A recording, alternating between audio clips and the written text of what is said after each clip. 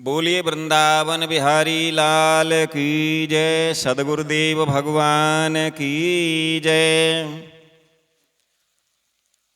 कृष्णाय वासुदेवाय हरे परमात्मने प्रणतः क्लेशनाशाय गोविंदाय नमो नमः।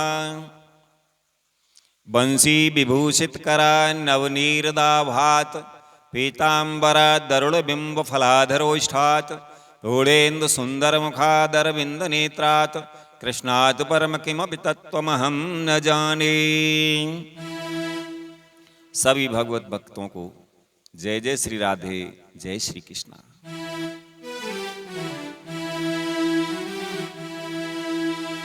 श्री राधे मेरे स्वामिनी में राधे की दास, जन्म जन्म मोह दीजियो श्री वृंदावन वास। श्री मद् भगवत गीता का आज 18 अध्यायों में आज 18वें अध्याय की कथा आप सभी भक्तों के सामने रखते हैं। श्रीमद् भगवत गीता के 18वें अध्याय को सुनने से क्या फल की प्राप्ति होती है वो हम श्रवण करेंगे श्रीमद् भगवत गीता के 18वें अध्याय के महात्म्य में, जो कि पद्म पुराण से लिया गया है। तो आइए श्रीमद् भगवत गीता के 18वें अध्याय के महात्म्य की कथा को श्रवण करें। आज ये श्रीमद् भगवत गीता के जो 18 अध्याय हैं उनमें आज ये अंतिम अध्याय की कथा है। बोली वृंदावन बिहारी लाल की जय। सद्गुरुदेव भगवान की जय। श्री कृष्ण गोविंद हरे मुरारे, हे नाथ नारायण वासुदेवा। श्री कृष्ण गोविंद हरे मुरारे, हे नाथ नारायण वासुदेवा। भक्ति भक्त भगवंत गुरु चतुर्नाम बपु एक, इनके पगवंदन किए नासत विघ्न अनेक। नारायणं नमस्कृत्य नरं चैव नरोत्तमं, देवीं सरस्वतीं व्यासं ततो जयमुदीरयेत्। बोली वृंदावन बिहारी लाल की जय।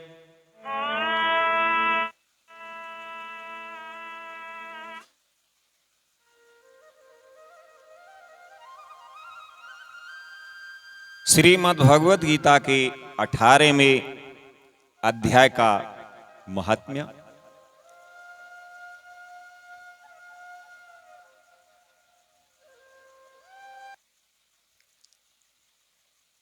श्री पार्वती जी ने कहा, जब भगवान शंकर जी ने श्रीमद् भगवत गीता के 18 अध्यायों के महात्म्य की कथा को जब कहा, तो श्री पार्वती जी ने कहा कि हे भगवान, आपने 17वें अध्याय का महात्म्य बतलाया, अब 18वें अध्याय के महात्म्य का वर्णन कीजिए। तो श्री महादेव जी ने कहा कि हे गिरिनंदिनी, चिन्मय आनंद की धारा बहाने वाले 18वें अध्याय के पावन महात्म्य को, जो वेद से भी उत्तम है, श्रवण करो। यह संपूर्ण शास्त्रों का सर्वस्व, कानों में पड़ा हुआ रसायन के समान तथा संसार के यातना जाल को छिन्न भिन्न करने वाला है। सिद्ध पुरुषों के लिए यह परम रहस्य की वस्तु है। इसमें अविद्या का नाश करने की पूर्ण क्षमता है। यह भगवान विष्णु की चेतना तथा सर्वश्रेष्ठ परम पद है। इतना ही नहीं, यह विवेकमयी लता का मूल, काम क्रोध और मद को नष्ट करने वाला, इंद्र आदि देवताओं के चित्त का विश्राम मंदिर तथा सनक सनंदन आदि महायोगियों का मनोरंजन करने वाला है। इसके पाठ मात्र से यमदूतों की गर्जना बंद हो जाती है। श्री महादेव जी कहते हैं, हे पार्वती, इससे बढ़कर कोई ऐसा रहस्यमय उपदेश नहीं है जो संतप्त मानवों के त्रिविध तापों को हरने वाला और बड़े बड़े पातकों का नाश करने वाला हो। 18वें अध्याय का लोकोत्तर महात्म्य है। इसके संबंध में जो पवित्र उपाख्यान है उसे भक्ति पूर्वक सुनो। उसके श्रवण मात्र से जीव समस्त पापों से मुक्त हो जाता है। मेरुगिरी के शिखर पर अमरावती नाम वाली एक रमणीय पुरी है। उसे पूर्व काल में विश्वकर्मा ने बनाया था।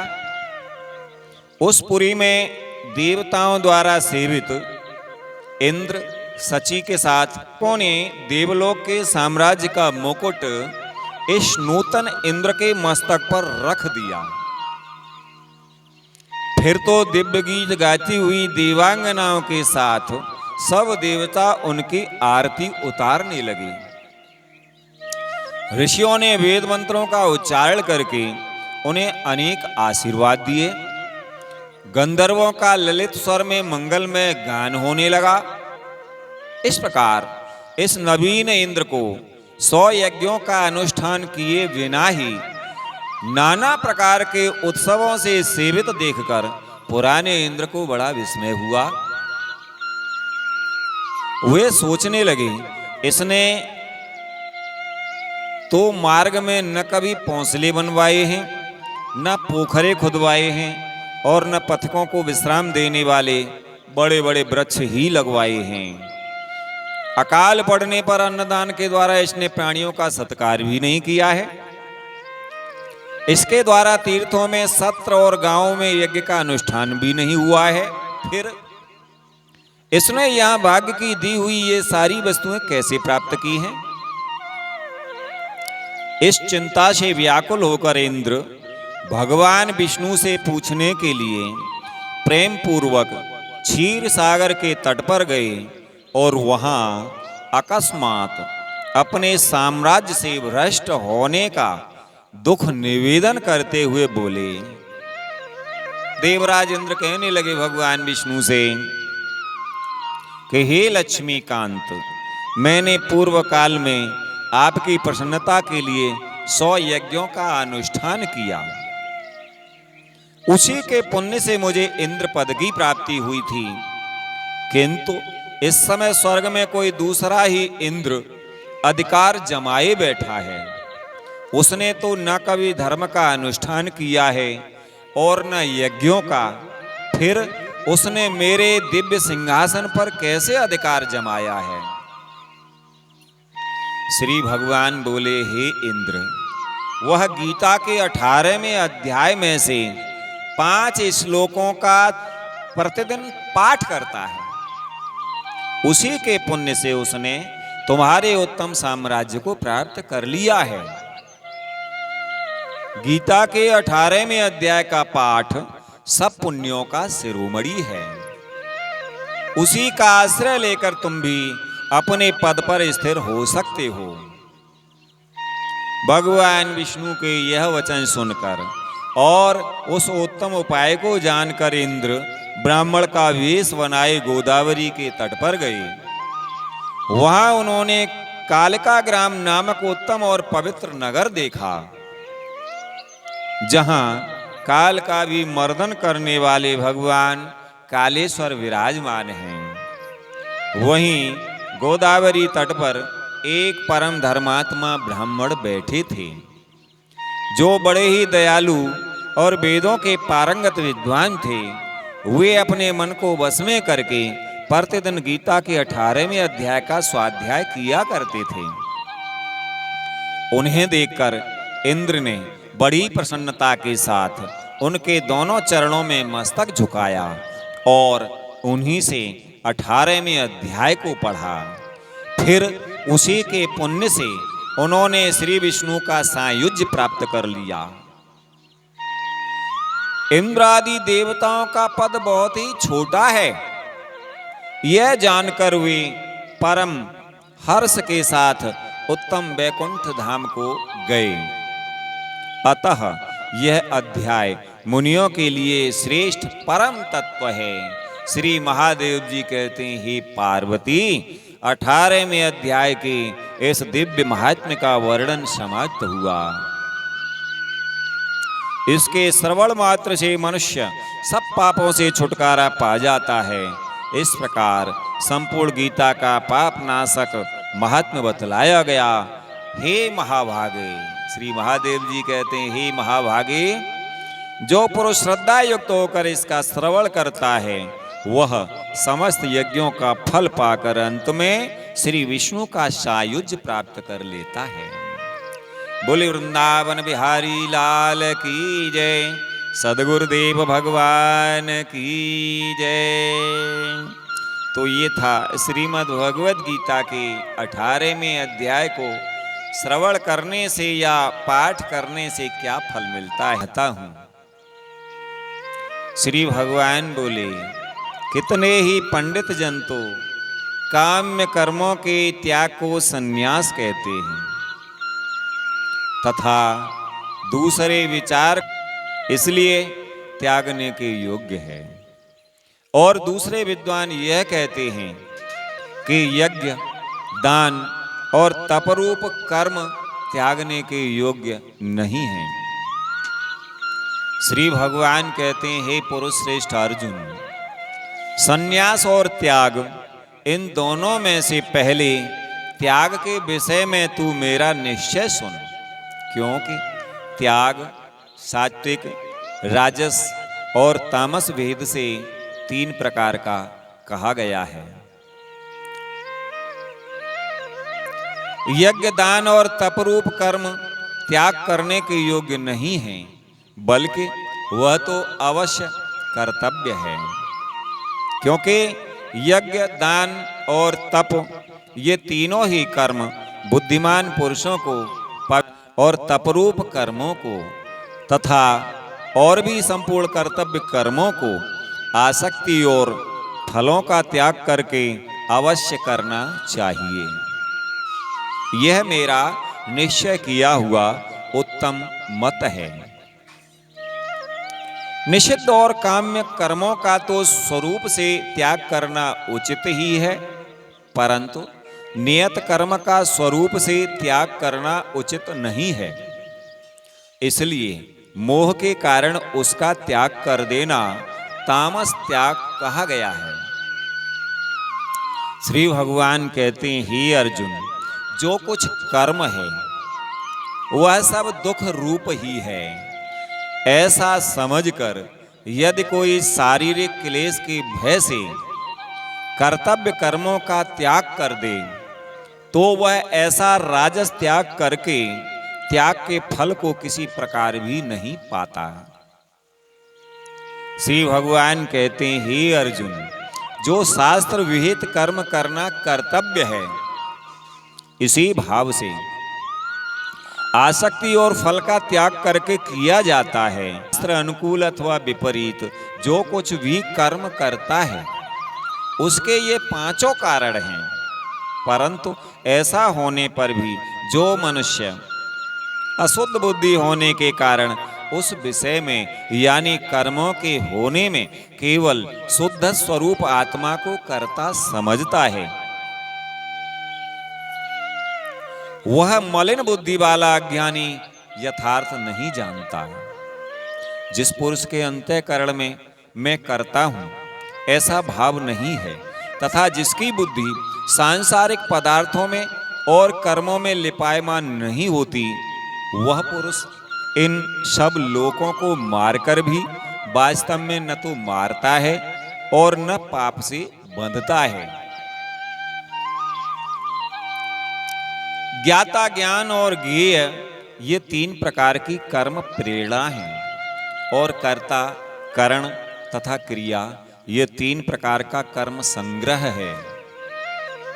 गुणों की संख्या करने वाले शास्त्र में ज्ञान और कर्म तथा जिस ज्ञान से मनुष्य पृथक पृथक सब भूतों में एक अविनाशी परमात्मा भाव को विभाग रहित उस द्वारा बिना राग द्वेष के किया गया हो वह सात्विक कहा गया है। परंतु जो कर्म बहुत परिश्रम से युक्त होता है तथा भोगों को चाहने वाले पुरुष द्वारा या अहंकार युक्त पुरुष द्वारा किया जाता है वह कर्म राजस कहा गया है।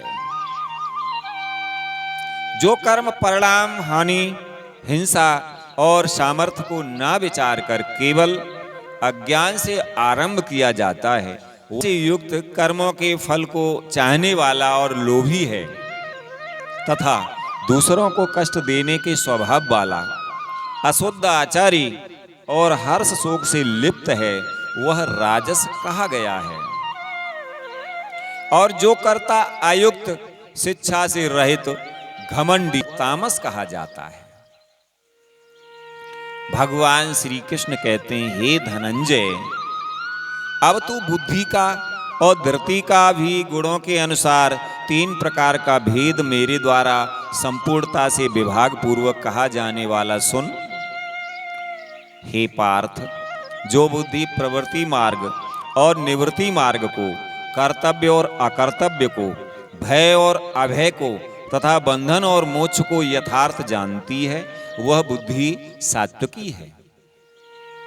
भगवान श्री कृष्ण कहते हैं, हे पार्थ, मनुष्य जिस बुद्धि के द्वारा धर्म और अधर्म को भी धर्म मान लेती है तथा इसी प्रकार अन्य संपूर्ण पदार्थों को भी विपरीत मान लेती है वह बुद्धि तामसी है। हे पार्थ, जिस अव्यभिचारिणी धारण शक्ति से मनुष्य ध्यान योग के द्वारा मन, प्राण और इंद्रियों की क्रियाओं को धारण करता है वह धृति सात्विकी है। परंतु हे प्रथापुत्र अर्जुन, फल की इच्छा वाला मनुष्य जिस धारण शक्ति के द्वारा अत्यंत आसक्ति से धर्म, भगवान कहते हैं कि हे भरत श्रेष्ठ, अब 3 प्रकार के सुख को भी तू मुझसे सुन। 3 प्रकार के सुख कौन से हैं कि जिस सुख में साधक मनुष्य भजन, ध्यान और सेवा आदि के अभ्यास से रमण करता है और जिससे दुखों के अंत को प्राप्त हो जाता है। जो ऐसा सुख है वह आरंभ काल में यद्यपि विष के तुल्य प्रतीत होता है परंतु परिणाम में अमृत के तुल्य है। इसलिए वह परमात्म विषयक बुद्धि के प्रसाद से उत्पन्न होने वाला सुख सात्विक कहा जाता है। और जो सुख विषय और इंद्रियों के संयोग से होता है वह पहले भोग काल में अमृत के तुल्य प्रतीत होने पर भी परिणाम में विष के तुल्य है, इसलिए वह सुख राजस कहा गया है। भगवान श्री कृष्ण कहते हैं, अर्जुन, जो सुख भोग काल में तथा परिणाम में भी आत्मा को मोहित करने वाला है वह निद्रा, आलस्य और विषयों के तथा शूद्रों के कर्म स्वभाव से उत्पन्न गुणों द्वारा विभक्त किए गए हैं। अंतःकरण का निग्रह करना, इंद्रियों का दमन करना, धर्म पालन के लिए कष्ट सहन करना, बाहर भीतर से शुद्ध रहना, दूसरों के अपराधों को क्षमा करना, मन, इंद्रिय और शरीर को सरल रखना, वेद, शास्त्र, ईश्वर और परलोक आदि में श्रद्धा रखना, वेद शास्त्रों का अध्ययन और अध्यापन करना और परमात्मा के तत्व का अनुभव करना, ये सब के सब ही ब्राह्मण के स्वाभाविक कर्म हैं। सूरवीरता, तेज, धैर्य, चतुरता और युद्ध में न भागना, दान देना और स्वामी भाव, ये सब के सब ही क्षत्रिय के स्वाभाविक कर्म हैं। खेती, गोपालन और क्रय विक्रय रूप सत्य व्यवहार की खेती, गोपालन और क्रय विक्रय रूप सत्य व्यवहार ये वैश्य के स्वाभाविक कर्म हैं तथा सब वर्णों की सेवा करना शूद्र का भी स्वाभाविक कर्म है। अपने अपने स्वाभाविक कर्मों में तत्परता से लगा हुआ मनुष्य भगवत प्राप्ति रूप परम सिद्धि को प्राप्त हो जाता है। अपने स्वाभाविक कर्म में लगा हुआ मनुष्य जिस प्रकार से कर्म करके परम सिद्धि को प्राप्त होता है, उस विधि को तू सुन।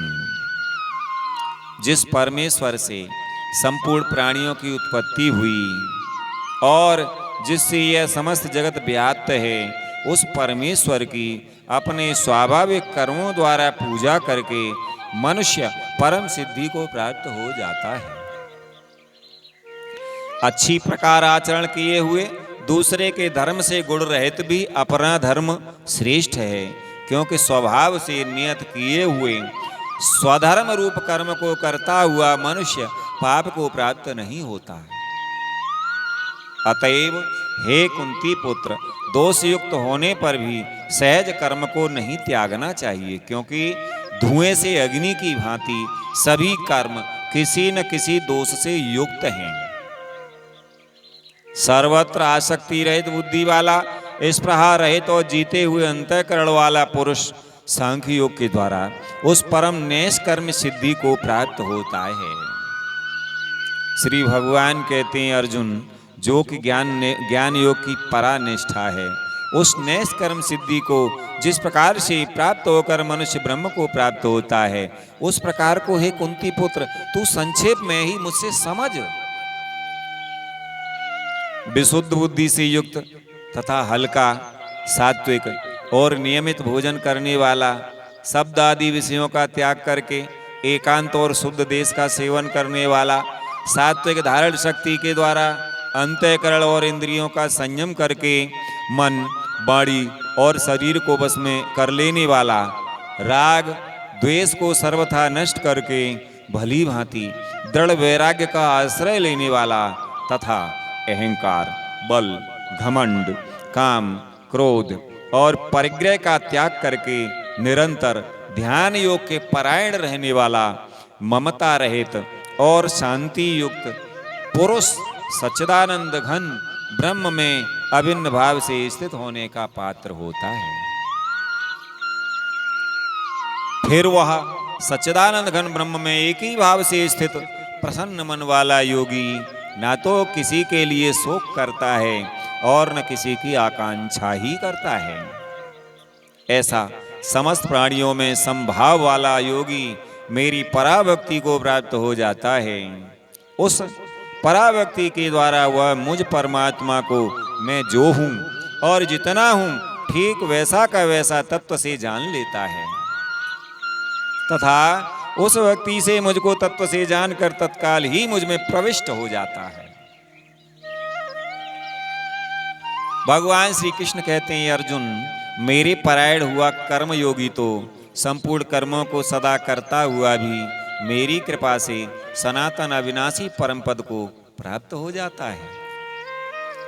सब कर्मों को मन से मुझ में अर्पण करके तथा समबुद्धि रूप योग को अवलंबन करके मेरे परायण और निरंतर मुझ में चित्त वाला हो।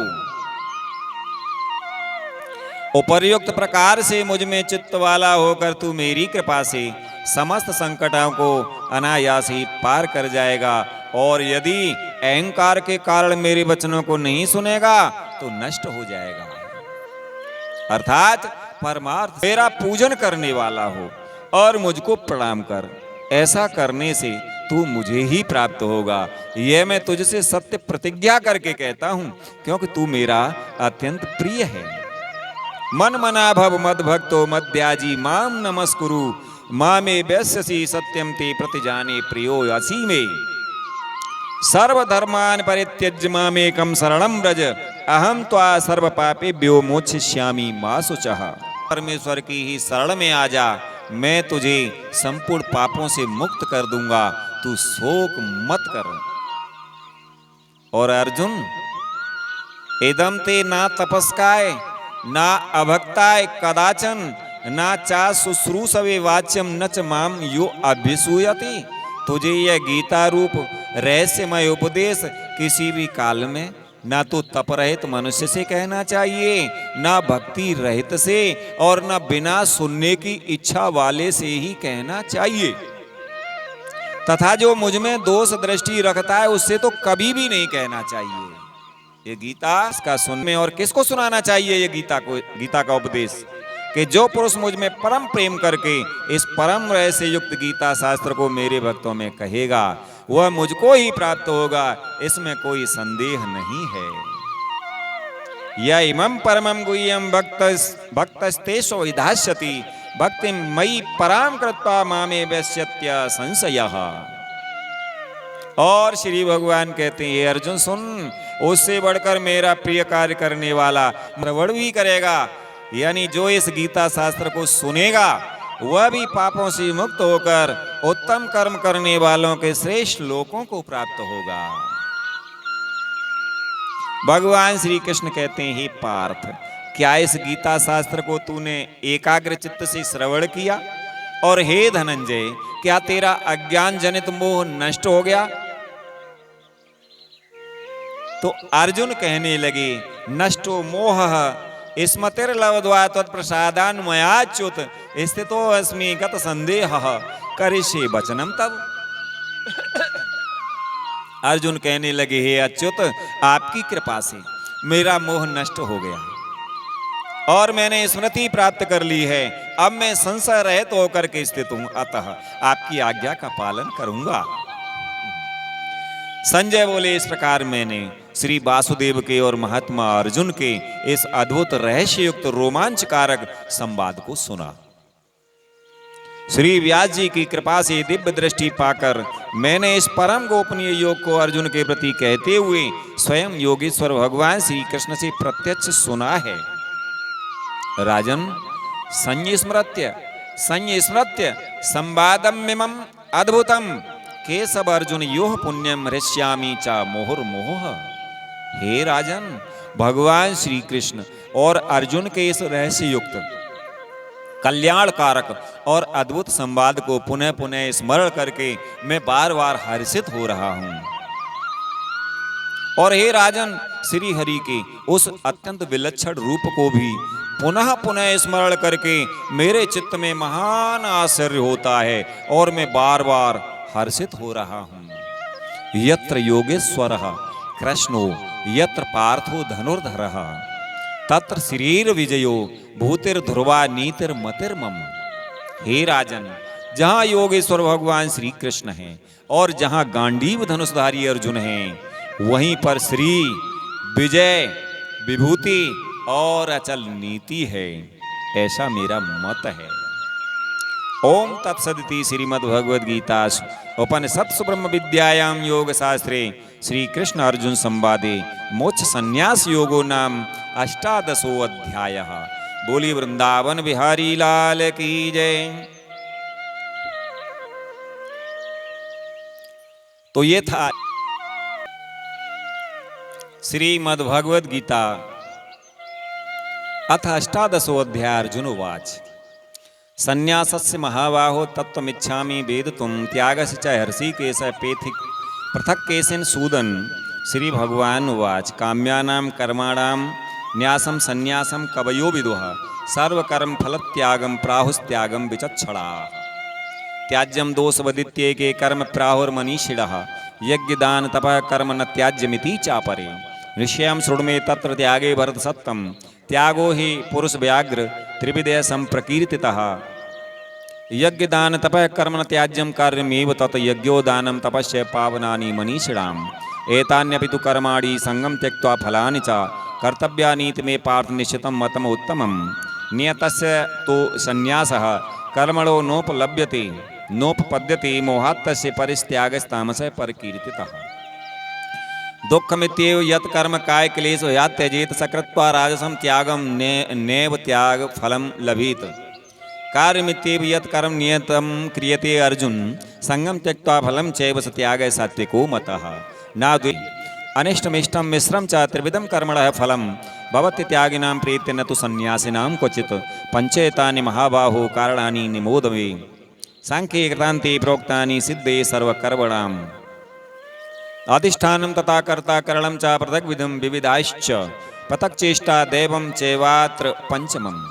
शरीर वाङ् मनोभिर्यत् कर्म प्रारब्धेत नरः न्याय्यं वा विपरीतं वा पंचेते तस्य हेतवः तत्रैवं सति कर्तारमात्मनं केवलं तु यः पश्यति कृतबुद्धित्वान्न स पश्यति दुर्मतिः यस्य नाहंकृतो भावो बुद्धिर्यस्य न लिप्यते हत्वापि स इमं लोकान् हन्ति न निवद्यते ज्ञानं ज्ञेयं परिज्ञाता त्रिविधा कर्म चोदना करणं कर्म कर्तेति त्रिविधे कर्म संग्रहः ज्ञानं कर्म च कर्ता च त्रिदेव गुणभेदतः प्रोचते गुणसंख्याने यथावच्छुडतान्यपि सर्वभूतेषु येनेकं भावम् अव्ययमीच्छते अविभक्तं विभक्तेषु तज्ज्ञानं विद्धि सात्विकम् पृथकत्वेन तु यज्ञानं नानाभावान् पृथग्विधान् वेत्ति सर्वेषु भूतेषु तज्ज्ञानं विद्धि राजसम् यत्तु कतस्नं वदेकस्मिन् कार्ये सक्तम् अहेतुकम् अतत्वात् बदल्पं च तत्तामसमुदाहृतं नियतं संगरहितं रागद्वेषतः कृतम्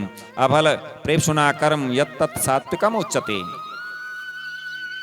यत्तु कामेप्सुना कर्म सा अहंकारेण वा पुनः क्रियते बहुलायासं तद् राजसम् उदाहृतम् अनुबन्धं क्षयं हिंसामन विवेच्य च पौरुषं मोहदारभ्यते कर्म यत्तत्तामसमुच्यते मुक्तसंगो अनहंवादी दत्तुत्साह समन्वितः सिद्ध्यसिद्ध्योर्निर्विकारः कर्ता सात्विकोच्यते रागी कर्मफल प्रेप्सुर्लुब्धो हिंसात्मको अशुचिः हर्षशोकान्वितः कर्ता राजसः परकीर्तितः अयुक्तः प्राकृतः स्तब्धः शठो निष्कृतिकोऽलसः विषादी दीर्घसूत्री च कर्ता तामसोच्यते बुद्धिर्भेदं ततश्चैव गुणतस्त्रिविधं शृणु प्रोच्यमानं शेषेण पृथक्त्वेन धनञ्जय प्रवृत्तिं च निवृत्तिं च कार्याकार्ये भयावहे बन्धं मोक्षं च या वेत्ति बुद्धिः सा पार्थ सात्विकी यया धर्म अधर्मं च कार्यमेव च अयथावत् प्रजानाति बुद्धिः सा पार्थ राजसी अधर्मं धर्ममिति या मन्यते तमसा वृता सर्वार्थान् विपरीताश्च बुद्धिः सा पार्थ तामसी धृत्या यया धारयते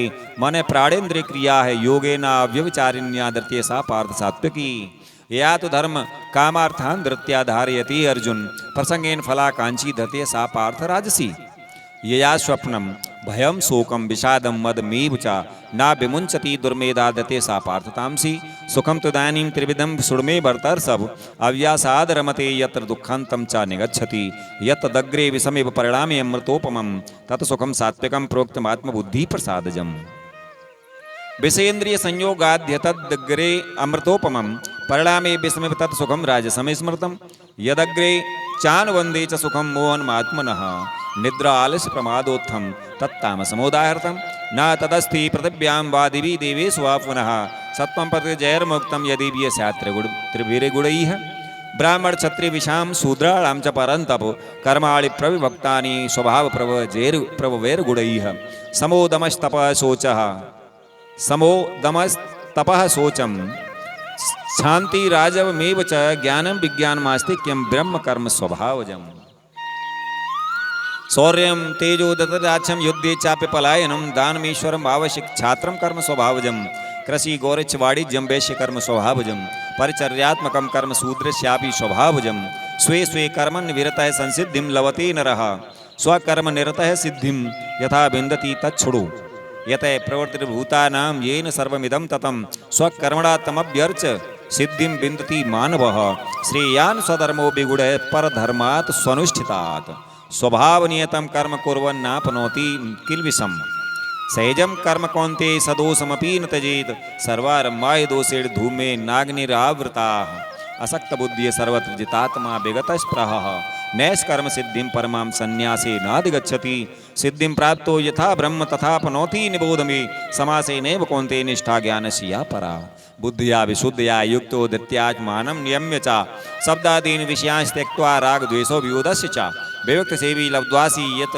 वाक्कायमानसः ध्यान योग परो नित्यं वैराग्यं समुपाश्रितः अहंकारं बलं दर्पं कामं क्रोधं परिग्रहं विमुच्य निर्ममः शान्तो ब्रह्म भूयाय कल्पते ब्रह्मभूतः प्रसन्नात्मा न शोचति न कांक्षति समय सर्वेषु भूतेषु मद्भक्तं लभते परां भक्त्या मामभिजानाति यावान्निश्चास्मि तत्त्वतः ततो मां तत्त्वतो ज्ञात्वा विशते तदनन्तरं सर्वकर्माण्यपि सदा कुर्वाणो मद्व्यपाश्रयः मत्प्रसादाद् वापनोति शाश्वतं पदमव्ययं चेतसा सर्वकर्माणि मयि सन्न्यस्य मत्परः बुद्धियोगमुपाश्रित्य मच्चित्तः सततं भव मच्चित्तः सर्वदुर्गाणि मत्प्रसादात् तरिष्यसि अथ चैत्वम् अहंकारान् श्रोष्यसि विनश्यसि यद अहंकार माश्रित न योत्स्य इति मन्यसे मिथ्येस व्यवसायस्ते प्रकृति स्वाम नियोच्छति। स्वभाव जेन कौन्ते निबद्ध स्वेन कर्मणा कर्तुम नेच्छति यन मोहात् करिष्यस्य वसोऽपि तत् ईश्वर सर्वभूतानां हृदये अर्जुन तिष्ठति। भ्राम यन सर्वभूतानि यन्त्रारूढानि मायया तमेव शरणं गच्छ सर्वभावेन भारत तत्प्रसादात् परां शान्तिं स्थानं प्राप्स्यसि शाश्वतम् इति ते ज्ञानवाक्यातं गुह्यात् गुह्यतरं मया विमृश्येत् तद शेषेण यथेच्छसि तथा कुरु सर्वगुह्यतमं भूय शृणु मे परमं वचः इष्टो असि मे दृढमति ततो वक्ष्यामि ते हितं मन्मना भव मद्भक्तो मद्याजी मां नमस्कुरु मामे वैश्यसि सत्यं ते प्रतिजाने प्रियो असि मे सर्वधर्मान् परित्यज्य मामेकं शरणं व्रज अहं त्वा सर्वपापेभ्यो मोक्षयिष्यामि मा शुचः।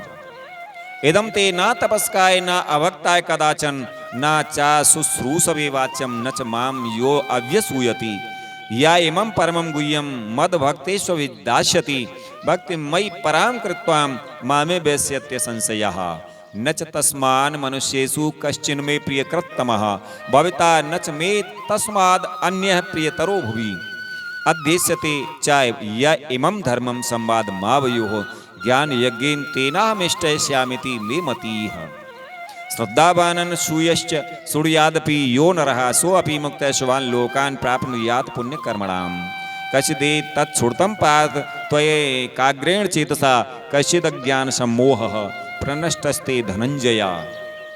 अर्जुन उवाच नष्टो मोहः स्मृतिर्लब्धा त्वत्प्रसादान् मया अच्युत स्थितोऽस्मि गतसन्देहः करिष्ये वचनं तव। संजय उवाच इत्यहं वासुदेवस्य पार्थस्य च महात्मनः संवादमिमं श्रोषमम् अद्भुतं रोमहर्षणं व्यास प्रसादात् श्रुतवान् तद्गुह्यं महं परम योगम योगेश्वरात् कृष्ण साक्षात् कथयतः स्वयं।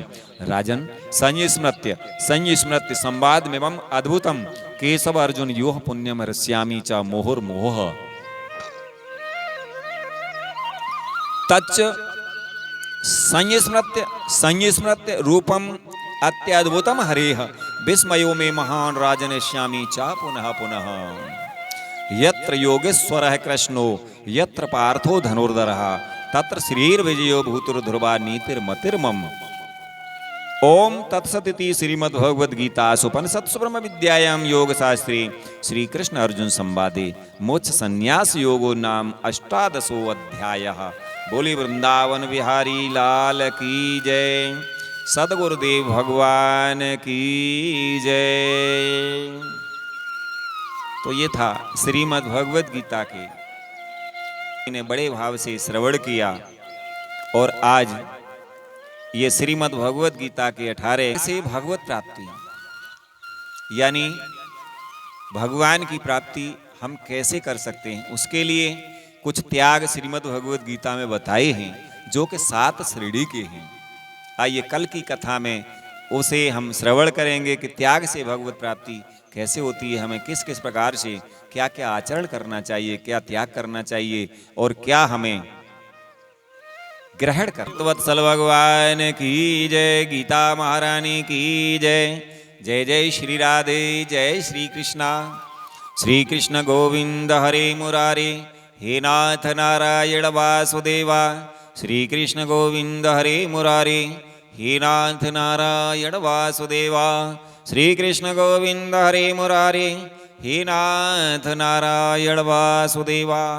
हमने आप सभी भक्तों के बीच में प्रयास किया कि केवल और केवल श्रीमद् भगवद गीता की ही कथा जो पोथी में लिखा है वही आपको सुनाने का प्रयास किया। जो भी त्रुटि हुई उसके लिए क्षमा प्रार्थी हैं। बोले वृंदावन बिहारी लाल की जय, सद्गुरुदेव भगवान की जय। आप सभी को जय जय श्री राधे, जय श्री कृष्णा। सभी को राधे राधे।